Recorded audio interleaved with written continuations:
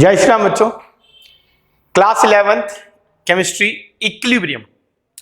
आज इस चैप्टर में एक हम ऐसा टॉपिक पढ़ने वाले हैं जो सिर्फ इस चैप्टर में नहीं, तुम ये मान के चलो कि शायद ही केमिस्ट्री को एक ऐसा चैप्टर हो कि जिसमें ये कंसेप्ट ना लगते। आज हम तुम्हें बताएंगे कि आज तक हिस्ट्री में, केमिस्ट्री की हिस्ट्री में कैसे कैसे अलग अलग साइंटिस्ट ने एसिड और बेस को डिफाइन करा है। तो हम बेसिकली 3 थ्योरीज पढ़ने वाले हैं जो हमारी बुक में गिवन है। इसके अलावा भी एक आध थ्योरी हम पढ़ लेंगे और उसमें सीखेंगे कि किस साइंटिस्ट ने किस प्रकार से एसिड बेस को डिफाइन करा और क्या उनकी थ्योरीज की, क्या उनकी डेफिनेशंस की लिमिटेशन रह गई।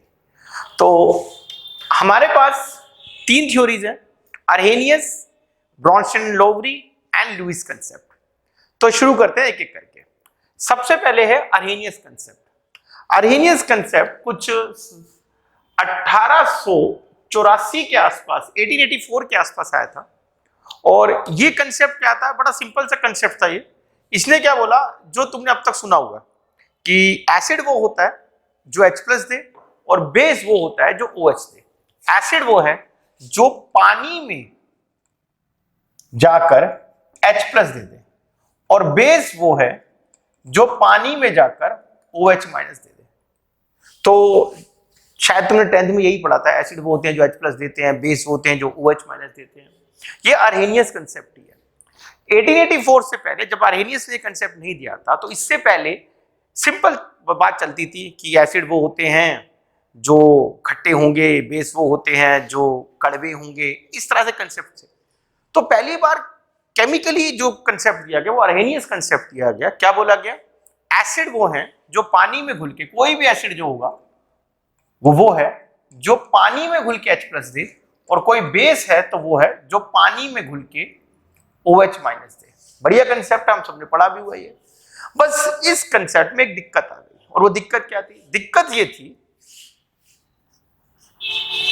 अमोनिया जैसे कंपाउंड, अमोनिया जैसे कंपाउंड बोला मैंने, सिर्फ अमोनिया नहीं है, इसके ऐसे लाखों कंपाउंड और भी हैं। अमोनिया जैसे कंपाउंड में क्या दिक्कत है? अमोनिया जैसे कंपाउंड बेस हुआ करते हैं, मगर यार इनमें तो खुद ही OH नहीं है। हमने क्या पढ़ा? बेस क्या होता है? बेस वो होता है जो पानी में घुलने के बाद OH दे दे। अब मान लो मैं कह दूं कि भैया मैं ना अपने मरने के बाद ना ताजमहल अपने बच्चों का नाम कर जाऊंगा। अब एक ही बात आती है, यार ताजमहल कौन सा मेरे बाप का जो अपने बच्चों का नाम कराऊंगा? पहले मेरे पास तो होना चाहिए। उसी प्रकार से अगर मैं कहता हूं अमोनिया जो क्या है वो एक बेस है, तो अमोनिया बेस कब हो सकता है? अमोनिया बेस जब हो सकता है ना, इस कंसेप्ट के हिसाब से, जब ये OH छोड़े। अब हमारे पास तो OH दिख ही नहीं रहे यहां पर, तो अमोनिया बेस कैसे? अर्हेनियस नहीं बता पाया। और AlCl3 ये एसिड हुआ करता है। अब वही बात यहां पर आ गई, एसिड होने के लिए क्या बोला इसने कि एसिड वो होगा जो H+ देगा। अब इस AlCl3 तो H+ होते ही नहीं है। तो अर्हेनियस का कंसेप्ट बहुत सारे एसिड बेस को एक्सप्लेन कर पाता था, लेकिन बहुत सारे को एसिड बेस को एक्सप्लेन नहीं कर पा रहा था। ठीक है, फिर 2 साइंटिस्ट थे, अलग अलग थ्योरी एक है, लेकिन दोनों ने ज्वाइंट में थ्योरी नहीं दी, दोनों ने अलग अलग थ्योरी दी थी। हाँ, साल एक ही था। सन 1923 में इन्होंने थ्योरी दिया, ब्रॉन्स्टन एंड लोवरी की थ्योरी। बड़ी बढ़िया थ्योरी है ये कहते हैं कि एसिड वो होता है जो पानी में घुल के प्रोटॉन दे, प्रोटॉन मतलब H+ दे, और बेस वो होता है जो पानी में से प्रोटॉन ले। इसने क्या कहा कि जो पानी में OH दे वो बेस है। इसने कहा ना, पानी में से जो H+ ले लेगा ना, जो प्रोटॉन ले लेगा वो बेस हुआ करेगा। उदाहरण अमोनिया को ही समझते हैं। अमोनिया इसलिए बेस है अकॉर्डिंग टू दिस कि ये क्या करता है, पानी में से H+ ले लेता है। अब जब पानी में से H+ लेता है तो क्या होता है? OH छोड़ देता है। अब तो OH छोड़ दे तो क्या हुआ? OH छोड़ दिया तो भाई इसने तो बेसिक मचा दिया इसमें। तो इस तरीके से, इस वजह से अमोनिया जो होता है वो बेस हो जाता है। क्यों? क्योंकि ये पानी में से H+ ले लेता है। अब अल्टीमेटली क्या हुआ, ये इस थ्योरी पे भी आके बैठ ही गया, क्योंकि इसने क्या कहा था? इसने कहा था पानी में जो OH छोड़े, अब ये थोड़ा कि अपना ही OH छोड़े, किसी और का भी छोड़ देना, इन्हें पानी का ही OH रिलीज करवा दिया। कैसे? पानी से H+ ले लिया, जब पानी से H+ लिया तो OH भैया निकल गया उसमें से। तो क्या हुआ, अमोनिया इसलिए हमारा बेस है क्योंकि ये पानी में से H+ लेता है। ठीक है भाई। अब ब्रॉन्स्टेड की जो थ्योरी है, ब्रॉन्स्टेड और लोवरी की जो थ्योरी है, ये तुम्हें भैया ऑर्गेनिक में बहुत परेशान करेगी। ये तुम्हें पूरी की पूरी केमिस्ट्री में परेशान कर सकती है ये वाली थ्योरी। क्यों? रीजन बड़ा साफ है इसमें। यहां से अगर तुम देख रहे हो कि ये क्या है, H+, प्रोटॉन का आना प्रोटॉन का जाना मान के चल रही है। इस थ्योरी में से एक क्वेश्चन बनता है, conjugate acid and conjugate base. ये तुम्हें पूरी केमिस्ट्री में दिमाग खराब कर देगा। तुम्हें बोला जाएगा कि भाई HSO4- का कॉन्जुगेट एसिड क्या होगा, HSO4- का कॉन्जुगेट बेस क्या होगा। बच्चा इसी में मरा रहता है, कॉन्जुगेट एसिड और कॉन्जुगेट बेस को समझ में नहीं आ पाता। बस वो इतना याद कर ले कि कॉन्जुगेट एसिड और कॉन्जुगेट बेस की जो थ्योरी है वो कहां से निकल के आई है, वो इससे निकल के आई है, इस थ्योरी में से निकल के आई है। तो उसको एक्सप्लेन हो जाएगा क्या कि भैया कॉन्जुगेट एसिड और कॉन्जुगेट बेस में सिर्फ प्रोटॉन का अंतर है, सिर्फ प्रोटॉन का। समझो मैं क्या कह रहा हूं। जैसे मान लो मैं कहता हूं ये अमोनिया है, अमोनिया ने H2 के साथ रिएक्ट करा तो क्या हुआ, अमोनिया ने पानी के H+ ले लिए। ठीक है। अब पानी ने H+ छोड़े है ना, पानी ने H+ छोड़े तो भैया पानी यहां पर एसिड की तरह काम कर रहा है और अमोनिया यहां पर बेस की तरह काम कर रहा है। भाई हमने क्या पढ़ा हुआ, जो H+ छोड़ दे वो क्या होता है, एसिड होता है। तो पानी अमोनिया के प्रेजेंस में एसिड की तरह काम कर रहा है और ये क्या, अमोनिया क्या, बेस की तरह काम कर रहा है। ठीक है, ओके। मगर इसका रिवर्स रिएक्शन जब आएगा उसमें क्या होगा, उसमें ये H+ छोड़ रहा होगा और ये H+ ले रहा होगा। सोचो इसका रिवर्स रिएक्शन क्या हो रहा होगा, अमोनियम H+ छोड़ेगा, ये OH H+ लेगा, तो OH जब H+ लेगा तो H2O बन जाएगा और अमोनियम जब H+ छोड़ेगा तो अमोनिया बन जाएगा। तो अगर फॉरवर्ड रिएक्शन में अमोनिया एक बेस है तो बैकवर्ड रिएक्शन में अमोनियम एक एसिड है। फॉरवर्ड रिएक्शन में H2O एक एसिड है तो बैकवर्ड रिएक्शन में OH- एक बेस है। बस यहीं पर आके थ्योरी रुकेगी। क्या, अमोनिया का कॉन्जुगेटेड एसिड ये होता है और पानी का कॉन्जुगेटेड बेस ये होता है। अब तुम ध्यान से देख लो, कॉन्जुगेट एसिड मतलब कॉरस्पॉन्डिंग एक तरह से। अब तुम ध्यान से देखो इसमें और इसमें किस चीज का अंतर है, सिर्फ प्रोटॉन का अंतर है। हम कह रहे हैं अमोनिया का कॉन्जुगेट एसिड क्या होगा, तो अमोनिया में का कॉन्जुगेट एसिड मतलब ये जब अमोनिया बेस की तरह काम करेगा तो उसका जो प्रोडक्ट बन के आएगा वो उसका कॉन्जुगेट एसिड होगा। अब इसमें एक दो क्वेश्चन देखो, तुम्हें बहुत अच्छा एक्सप्लेन हो जाएगा। जैसे तुमसे बोला जा रहा है HSO4- का कॉन्जुगेट एसिड भी बताओ और कॉन्जुगेट बेस भी बताओ। ठीक, तो देखो HSO4- का मुझे क्या बताना है, मुझे बताना है HSO4- का बताना है मुझे कॉन्जुगेट एसिड। ठीक, तो बस एक बात पकड़ लो, कॉन्जुगेट एसिड का जब बन के आएगा जब ये बेस की तरह काम करेगा। जब ये बेस की तरह काम करेगा तो जो इसका प्रोडक्ट होगा वो कॉन्जुगेट एसिड होगा। अब ये बेस की तरह काम कैसे कर सकता है जी, बेस की तरह काम करने के लिए प्रोटॉन लेने होते हैं, यही बोला था ना। तो जब ये बेस की तरह काम करेगा तो जो प्रोडक्ट बन के आएगा वो कॉन्जुगेट एसिड होगा और बेस की तरह काम करने के लिए क्या करना होता है, प्रोटॉन लेने होते हैं। तो HSO4- जब प्रोटॉन लेगा तो H2SO4 बन जाएगा, ये इसका कॉन्जुगेट एसिड है। HSO4- का कॉन्जुगेट एसिड है H2SO4। ठीक, उसी प्रकार से अगर मैं तुमसे कहता हूं कि HSO4- का कॉन्जुगेट बेस लिख दो। अब कॉन्जुगेट बेस कब होगा, जब ये एसिड की तरह काम करेगा।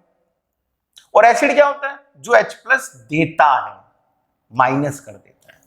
तो इसका कॉन्जुगेट बेस क्या होगा, SO4-। ये बहुत बढ़िया क्वेश्चन है, बहुत ही बढ़िया। तुम्हें ये ऑर्गेनिक में प्रॉब्लम क्रिएट कर देंगे कि भाई इसका कॉन्जुगेट एसिड, इसका कॉन्जुगेट बेस, इसका फलाना, इसका ढिमका। तो तुम्हें बस एक बात ध्यान रखनी, कॉन्जुगेट एसिड और conjugate base Brønsted and लोवरी concept से आते हैं और ब्रॉन्स्टन एंड लोवरी कांसेप्ट में सिर्फ क्या अंतर होता है, प्रोटॉन का अंतर चलता है। तो तुम्हें कभी भी किसी का कॉन्जुगेट एसिड या कॉन्जुगेट बेस ढूंढना है तो उसका प्रोटॉन रिलीज करना है या प्रोटॉन गेन करवाना है। अगर तुम्हें किसी का कॉन्जुगेट एसिड ढूंढना है तो उसको बेस की तरह काम करवाओ। अगर तुमने किसी का कॉन्जुगेट बेस ढूंढना है तो उसको एसिड की तरह काम कराओ। ठीक है भाई, इसके एक दो एग्जांपल्स अभी समय रहते और बता देंगे। ठीक है भाई। अब एक बंदा आता है, अपना लास्ट बंदा, इसका नाम है लुईस कंसेप्ट। लेकिन बात ये आती है, मैं लुईस कंसेप्ट पढ़ूं क्यों? लुईस कंसेप्ट पढ़ूं क्यों? तो लुईस कंसेप्ट क्यों पढ़ूं, इसका आंसर देखो मेरे पास है। मैंने ब्रॉन्स्टन एंड लोवरी कंसेप्ट क्यों पढ़ा था? मैंने ब्रॉन्स्टन एंड लोवरी कंसेप्ट इसलिए पढ़ा था क्योंकि मेरा अर्हेनियस कंसेप्ट में 2 प्रॉब्लम रह गई थी, और ब्रॉन्स्टन एंड लोवरी कंसेप्ट ने एक प्रॉब्लम तो सॉल्व कर दी, अमोनिया वाली, अमोनिया जैसे कंपाउंड वाली, ठीक है, मगर AlCl3 जैसे वाले कंपाउंड वाली प्रॉब्लम सॉल्व नहीं हुई। अभी भी मुझे ये नहीं पता कि AlCl3 एसिड क्यों होता है, क्योंकि वो इस कंसेप्ट पे भी नहीं बैठा। AlCl3 एसिड क्यों होता है ये अभी भी नहीं पता। तो ब्रॉन्स्टन एंड लोवरी कंसेप्ट भी जो है वो भी सारी बातों का जवाब नहीं दे पा रहा है। जिस प्रकार से अर्हेनियस सारी बातों का जवाब नहीं दे पाया, उस प्रकार से ब्रॉन्स्टन लोवरी भी सारी बातों का जवाब नहीं दे पाया। तो जब सारी बातों का जवाब नहीं मिला तो भैया कोई ना कोई नई थ्योरी तो देखनी पड़ेगी। अब नई थ्योरी के अंतर्गत लुईस थ्योरी एक आई। अब ये लुईस जो था ये भी सेम 1923 में थ्योरी लेके आया। क्या थ्योरी है ये बोला गया कि भैया एसिड वो होता है जो लोन पेयर लेता है, और बेस वो होता है जो लोन पेयर देता है। ये थ्योरी थी इसकी, ठीक है जी। मतलब जैसे मैं कहता हूं AlCl3 एसिड है। क्यों एसिड है? अब देखो यहां पर ना तुम्हारी बॉन्डिंग भी काम आएगी। बॉन्डिंग चैप्टर याद करो। बॉन्डिंग में तुमने क्या पढ़ा था? बॉन्डिंग में तुमने पढ़ा था AlCl3, अब क्लोरीन क्या है? 1 2 3 4 5 6 7, 1 2 3 4 5 6 7, 1 2 3 4 5 6 7। अब क्लोरीन के 8 इलेक्ट्रॉन पूरे हैं, क्लोरीन के 8 इलेक्ट्रॉन पूरे हैं, क्लोरीन के अपने 8 इलेक्ट्रॉन पूरे हो गए, ठीक है जी। अब एल्यूमिनियम के इलेक्ट्रॉन कितने हुए? एल्यूमिनियम के इलेक्ट्रॉन जी पूरे हुए 6, और पूरे कितने होने चाहिए? लुईस का ही कंसेप्ट है, लुईस लॉ ऑफ ऑक्टेट के हिसाब से कितने इलेक्ट्रॉन चाहिए थे? 8 होने चाहिए थे। तो तुमने बॉन्डिंग की शुरुआत ही ये करी थी कि इस तरह के कंपाउंड को इलेक्ट्रॉन डेफिशिएंट कंपाउंड कहते हैं। इस तरह के कंपाउंड को कहते हैं इलेक्ट्रॉन डेफिशिएंट कंपाउंड कहते हैं, जैसे AlCl3, जैसे BH3। अब बोरोन में कितने इलेक्ट्रॉन दिख रहे हैं तुम्हें? बोलिए बोरोन में ये 6 इलेक्ट्रॉन दिख रहे हैं, 1 2 3 4 5 6, होने कितने चाहिए? 8 होने चाहिए। तो इस तरह के कंपाउंड क्या करते हैं? इस तरह के कंपाउंड इलेक्ट्रॉन का पेयर ले लेते हैं, उधार मांग लेते हैं। किससे मांगते हैं? बॉन्डिंग का एक एनसीईआरटी बैक क्वेश्चन था, अमोनिया जैसे बंदों से उधार मांग लेते हैं। अमोनिया जैसे बंदों में क्या खास बात है जी? इनके ऊपर लोन पेयर खाली पड़ा होता है। तो अमोनिया क्या करता है? अपना इलेक्ट्रॉन का पेयर यहां रख देता है, इससे ये भी खुश हो जाता है, ये भी खुश हो जाता है। और याद करो एक ऐसा कंपाउंड बन के आता है BHHNHHH, एक एनसीईआरटी बैक क्वेश्चन था ये। तो एक कंपाउंड बन के आता है भाई, ठीक है जी। आज वो कंपाउंड नहीं पढ़ रहे हम, मगर इस केस में आज तुम्हें ये पता लग गया कि इन केसेस में लोन पेयर को एक्सेप्ट करा जाता है। तो कोई भी बंदा जो लोन पेयर को एक्सेप्ट करता है वो क्या होता है जी? वो लुईस एसिड होता है। और जो बंदा लोन पेयर को देता है वो क्या होता है जी? वो लुईस बेस होता है। तो अमोनिया हमारा लुईस बेस भी है, AlCl3 हमारा लुईस एसिड है, मतलब लोन पेयर को लेता है, ठीक है जी। अब बात ये आती है, तो क्या मैं इस थ्योरी को सही मानूं? नहीं, क्योंकि अगर मैं इस थ्योरी को सही मान लेता हूं तो मेरा जो पहले स्टार्टिंग में चल रहे थे H2SO4, HCl, NaOH, उनको मैं एसिड बेस कैसे मान पाऊंगा? तो क्या मैं इसको भी गलत मानूं? लेकिन देखो बात ये है कि किस किस को गलत मानूं, किस किस को ठीक मानूं। तो भैया बात यही है कि ये सारे ठीक है और ये सारे ही गलत है। सारे ठीक क्यों और सारे गलत क्यों? देखो सारे गलत तो इसलिए कि कोई भी एक थ्योरी सारे के सारे एसिड और बेस को एक्सप्लेन नहीं कर पा रही। कोई भी एक थ्योरी सारे के सारे एसिड बेस को एक्सप्लेन नहीं कर पा रही। अगर मैं इस तरह से मान लूं कि इस तरह के कंपाउंड एसिड बेस में मान लूं, तो फिर इस तरह का कंपाउंड, तुमने कोऑर्डिनेट कंपाउंड पढ़ा था, ये कोऑर्डिनेट बॉन्ड था, तो मेरे तो सारे कोऑर्डिनेट बॉन्ड जो वाले कंपाउंड जो होंगे वो तो सॉल्ट हो जाएंगे, क्योंकि उस कोऑर्डिनेट बॉन्ड वाले कंपाउंड में एक बंदा इलेक्ट्रॉन ले रहा होगा, एक बंदा इलेक्ट्रॉन का पेयर दे रहा होगा, तो एक एसिड होगा एक बेस होगा, तो भाई एसिड बेस मिलकर सॉल्ट बन जाना चाहिए। तो सारे कंपाउंड सॉल्ट बन जाएंगे, तो वो नहीं होते। तो ये सारी की सारी थ्योरी, कोई भी एक थ्योरी सब कुछ एक्सप्लेन नहीं कर पाती। कोई भी एक थ्योरी पूरी तरह गलत नहीं है, कोई भी एक थ्योरी पूरी तरह सही नहीं है। तो हमने क्या करा, एसिड बेस को क्लासिफाई कर दिया कि ये बंदा अरेनियस का एसिड है, ये ब्रोंस्टेड का एसिड है, ये लुईस का एसिड है। ये सभी काम आएंगे। ये तुम ये सोचो कि लुईस का जो ये लुईस एसिड और लुईस बेस ये काम नहीं आएगा, ये भी ऑर्गेनिक में दबादब काम आएगा। ये भी आगे के चैप्टर में बहुत काम आएगा कि ये फला बंदा लुईस एसिड है, फला बंदा लुईस बेस है, या ये बंदा जो है वो अपना क्या ब्रोंस्टेड एसिड है, ब्रोंस्टेड बेस है। तो तुम्हें सारी क्लासिफिकेशन बताऊंगी चाहिए। ये क्लासिफिकेशन तो वो है जो तुम्हारे किताब में दी गई है। बहुत सारे कंसेप्ट ऐसे हैं जो तुम्हारी किताब में दिए भी नहीं गए, लेकिन वो भी बहुत अच्छे हैं। जैसे एक था 1905 में फ्रैंकलिन कंसेप्ट। 1905 में फ्रैंकलिन कंसेप्ट आया। उसने बोला एसिड वो होता है जो सॉल्वेंट का कैटायन दे दे, और बेस वो होता है जो सॉल्वेंट का एनायन दे दे। ये क्या बोला, ये भी सुनो, बड़ा मजेदार चीज है। देखो क्या बोला गया, एसिड वो है जो सॉल्वेंट का कैटायन दे, और बेस वो है जो सॉल्वेंट का एनायन दे। मतलब ध्यान दो, देखो हमने अब तक क्या पढ़ा है? हमने पढ़ा है जी एसिड जो होता है वो पानी में घुल के H+ देता है, बेस वो होता है जो पानी में घुल के OH देता है। ठीक है, ऐसा कुछ पढ़ते हैं हम शुरुआत से। तो इस हिसाब से तो हमारे लिए एसिड और बेस सारे के सारे जो भी कुछ होते हैं वो पानी में होते हैं। पानी नहीं तो एसिड बेस नहीं। फ्रैंकलिन ये नहीं कहता। फ्रैंकलिन कहता है भाई सॉल्वेंट कोई भी हो मुझे मतलब नहीं है, सॉल्वेंट कोई भी हो मुझे मतलब नहीं है। तुमने इथेनोइक एसिड में HCl डाल दिया, तुमने इथेनोइक एसिड में HCl डाल दिया, मैं उससे भी काम चला लूंगा। तुमने अमोनिया में इथेनोइक एसिड डाल दिया, मैं उससे भी काम चला लूंगा। किसी भी सॉल्वेंट में कुछ भी डालो, हमें मतलब नहीं, वो ये कहता है। ठीक है, तो देखो जैसे HCl है, जैसे HCl है हमारा। अब HCl क्या होता है? HCl को मैंने पानी में डाल दिया, मान लिया जाए। ठीक, मेरे पास HCl था, HCl H+ और Cl- में टूट गया, और जो पानी था वो हमें पता ही है पानी टूटा होता है H+ और OH- में। तो फ्रैंकलिन के हिसाब से HCl एसिड इसलिए है क्योंकि ये पानी में घुल के, सॉरी सॉल्वेंट में घुल के सॉल्वेंट का कैटायन दे रहा है। जो सॉल्वेंट का कैटायन था वो इसने भी दे दिया, तो फ्रैंकलिन कहते हैं इसलिए एसिड है। और NaOH इसलिए बेस है क्योंकि ये पानी में जब घुलता है, सॉल्वेंट में जब घुलता है तो सॉल्वेंट का एनायन दे देता है। तो भाई साहब बहुत सारे एसिड बेस कंसेप्ट है, हमें ये बेसिकली 3 पढ़ने। कौन कौन से? अर्हेनियस, ब्रोंस्टेड एंड लोवरी, और कौन सा? Lewis acid. हमारे लिए आज लुईस एसिड है, लुईस बेस है, ब्रोंस्टेड एसिड, ब्रोंस्टेड बेस है। और मैंने तो बता दिया ब्रोंस्टेड एसिड, ब्रोंस्टेड बेस के ऊपर तो एक बहुत ही अच्छी चीज आएगी, क्या? कॉन्जुगेट आयंस, कॉन्जुगेट एसिड और कॉन्जुगेट बेस।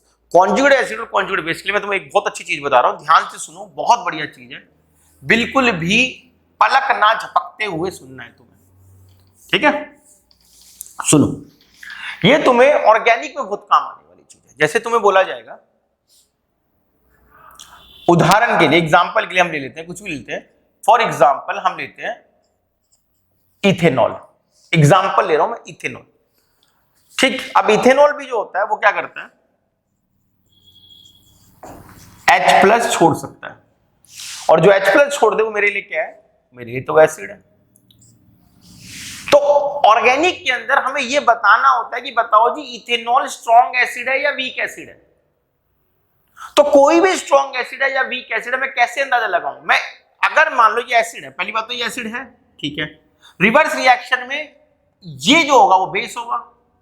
क्यों? रिवर्स रिएक्शन में क्या हो रहा है? ये H+ मिलके ये बना रहा है, ठीक है। तो अगर ये एसिड है तो ये इसका क्या है? कॉन्जुगेट बेस है। तो बहुत ध्यान से कान खोल के सुनो, ये एसिड जब अच्छा होगा जब इसका कॉन्जुगेट बेस या कॉन्जुगेट आयन स्टेबल होगा। मतलब इथेनॉल एसिड कब होगा? जब वो H+ छोड़ दे। और वो H+ कब छोड़ेगा जी? वो जब H+ छोड़ने के बाद भी स्टेबल फील करता हो। भाई सही बात है ना? जैसे मान लिया जाए मैं तुम्हें कहता हूं कि मैं तुम्हें मार्कर दे दूंगा अगर तुमने मुझे क्वेश्चन बताया, कोई आंसर बताया तो, ठीक है। तो मैं ऐसा कब कह सकता हूं? जब मेरे पास बहुत सारे मार्कर हो, सरप्लस में पड़े हो, और मार्कर देने के बाद ही मैं स्टेबल फील करता हूं। मैं कहता हूं हजारों मार्कर थे, एक ले भी गया तो कोई बात नहीं, कोई बात नहीं, बच्चे को दे दिया, ठीक। मान लो मेरे पास एक ही मार्कर हो तो मैं उसको देने की बात करूंगा। क्या मैं कभी ऐसा कहूंगा कि अगर तुमने आंसर दे दे तो मैं दिल निकाल के दे दूंगा, अपनी आंख निकाल के दे दूंगा? नहीं भैया, 2 ही आंखें हैं, कैसे जीऊंगा? एक ही दिल है, कैसे जीऊंगा? किस किस को दूंगा? इसीलिए इसीलिए फिर से सुनो, मैं ये कह रहा हूं कि अगर इथेनॉल एक अच्छा एसिड है तो इसलिए अच्छा एसिड है कि उसका कॉन्जुगेट बेस स्टेबल है। तो तुम्हें अगर मैं कहता हूं कि फला बंदा एक अच्छा बेस है तो वो बेस अच्छा इसलिए होगा उसका कॉन्जुगेट जो एसिड बनेगा वो स्टेबल होगा। और अगर तुम कॉन्जुगेट एसिड और कॉन्जुगेट बेस के नाम पे कंफ्यूज हो जाते हो तो एक सिंपल सी बात है, कोई भी अच्छा एसिड या कोई भी अच्छा बेस जब होगा जब उसका कॉन्जुगेट आयन बोल दो सीधा, उसका कॉन्जुगेट आयन स्टेबल होना चाहिए। जिसका कॉन्जुगेट आयन स्टेबल है ना वो स्टेबल होगा। जैसे मान लो मैं कहता हूं कि जी एक बेस था जी और एक वो जो बेस था ना उसने H+ ले लिया, हमें बताना है कि भाई बेस वही होता है ना जो H+ ले लेता है, हमें बताना है ये स्टेबल है नहीं है। तो हम कहेंगे जी ये बेस स्टेबल जब होगा, ये बेस ज्यादा अच्छा बेस जब माना जाएगा जब इसका कॉन्जुगेट एसिड स्टेबल होगा। तो ये वाली जो लाइन है ना इसको पकड़ लो, फिर से सुनो एक बारी। एसिड जब स्ट्रॉन्ग है जब उसका कॉन्जुगेट बेस स्टेबल होगा, बेस जब स्ट्रॉन्ग है जब उसका कॉन्जुगेट एसिड स्टेबल होगा। तो भाई इस चीज के ऊपर